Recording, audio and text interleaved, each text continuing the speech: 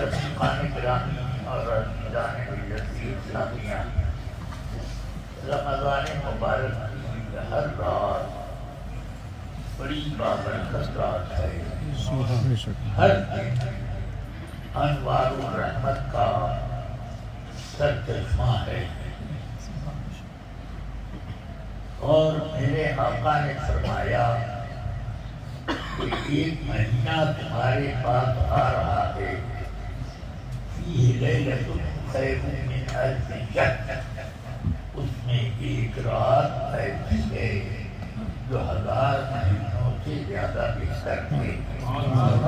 یہاں اس کا نام لیلۃ القدر لے کر حضور نے نہیں فرمایا، مگر ایک رات بتائی اسی مہینے میں۔ اب بزرگوں سے چلا آ رہا ہے یہ مسئلہ کہ وہ رات 27 ہے، اور اس مسئلے میں تو صحابہ نے بھی اختلاف تھا۔ میرے آقا سرور کائنات صلی اللہ علیہ وسلم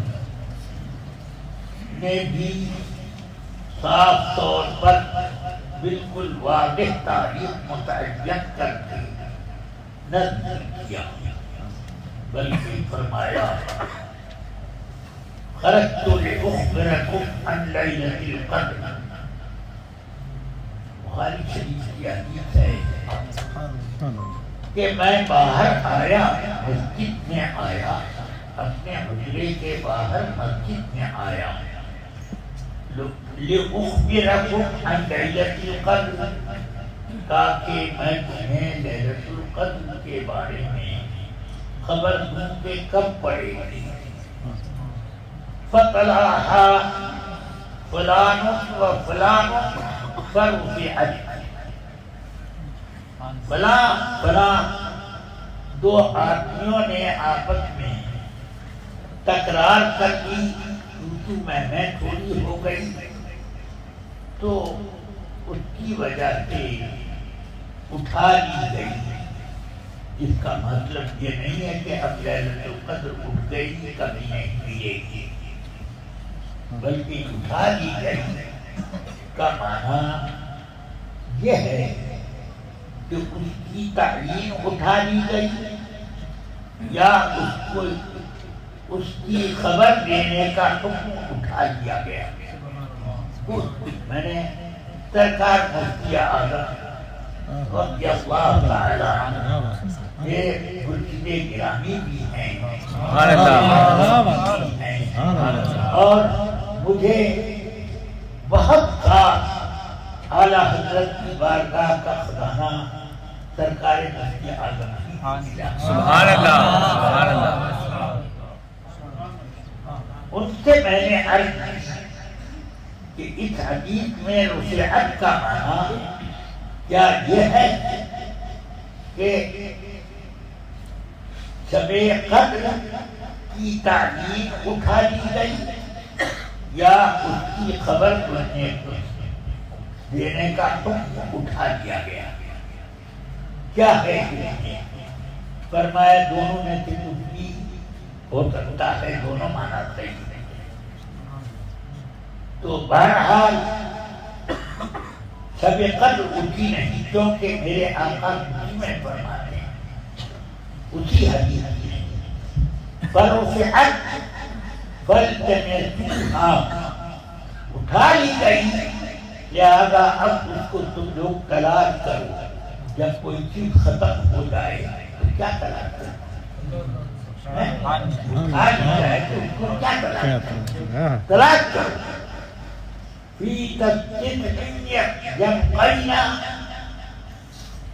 اس تاریخ میں جب کہ 9 دن اخیر کے باقی رہ جائیں۔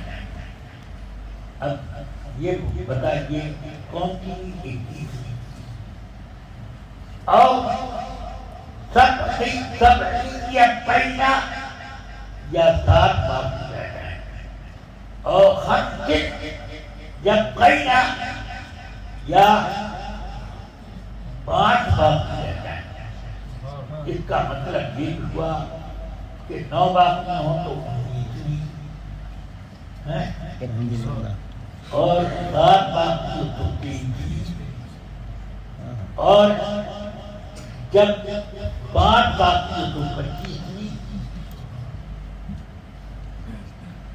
ایک روایت میں اتنا اور ہے، اور ثلاث جب کئی ہیں، جب 5 باقی رہ جائیں، 3 باقی رہ جائیں تب طلاق۔ تو اس کا مطلب 27۔ سبحان اللہ، سمجھ میں آیا؟ 3 باقی رہتے ہیں،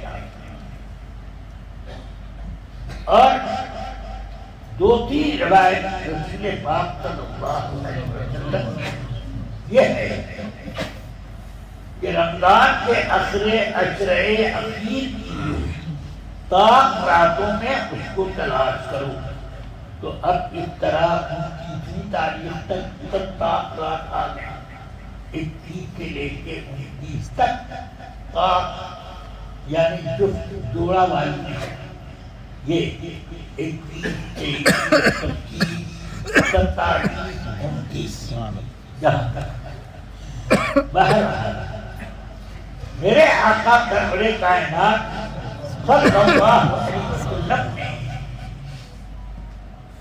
صحابہ کرام سے فرمایا، بخاری وغیرہ حدیث کی کئی کتابوں میں جاتی ہے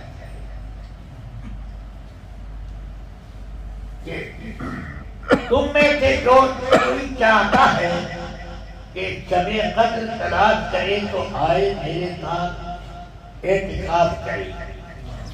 اور رسول پاک صلی اللہ علیہ وسلم پہلی رمضان کی رات سے اعتکاف میں بیٹھے۔ جب 10 راتیں پوری ہوئی تو باہر آئے، فرمایا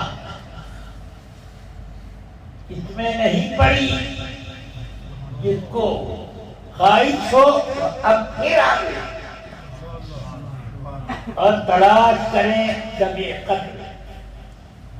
اور پھر 20 تاریخ تک کا اعتکاف کیا، فرمایا اس میں بھی نہیں پڑی،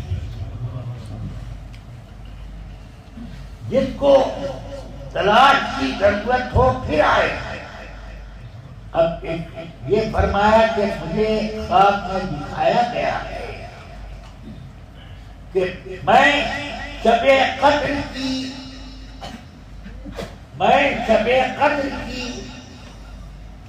صبح کی نماز کیچڑ اور پانی کے بیچ میں کر رہا ہوں۔ سمجھ آیا؟ یعنی مسجد میں جو زمین ہے وہ کیچڑ ہو جائے، اس میں سجدہ کر رہا ہوں۔ سیدنا ابو سعید خدری رضی اللہ عنہ اس حدیث کے راوی ہیں، فرماتے ہیں 21ویں رات کو خوب بارش ہوئی، مسجد کی چھت آرزی نہیں تھی، پتھر کی نہیں تھی، لکڑے کی نہیں تھی، وہ اس کی گھاس کی پتیوں سے ایسے ڈھال کر کے چھپر کی طرح سے بنی ہوئی تھی، اس لیے وہ ٹکتی۔ 21ویں رات کو بارش ہوئی اور خوب مسجد میں جل تھل ہوا۔ فجر کی نماز کے بعد جب سرکار نے سلام نماز کا پھیرا ہے تو میں نے دیکھا آپ کی پیشانی مبارک اور ناک مبارک پر کیچڑ لگی ہوئی ہے۔ اس سے ایک بات اور ثابت ہوئی کہ نماز میں پیشانی یا ناک پر کوئی چیز لگ جائے تو ہرگز اس نے پوچھے، اسی طرح رہنے دو، نماز سے فارغ ہونے کے بعد اسے اس سے ایک اور فائدہ ہوتا ہے کہ اللہ کی بارگاہ میں تواضع اور بندگی کی اچھا۔ سبحان اللہ، اس لیے ہمارے فقہائے کرام نے فرمایا ہے دھول دھکر ٹیکا وغیرہ جو لگ جائے پیشانی وغیرہ پر اس کو ہر دن نہ چھڑائے نماز میں، نماز سے فارغ ہو کر کے ان کو پڑھے۔ ہاں سبحان اللہ۔ چلیے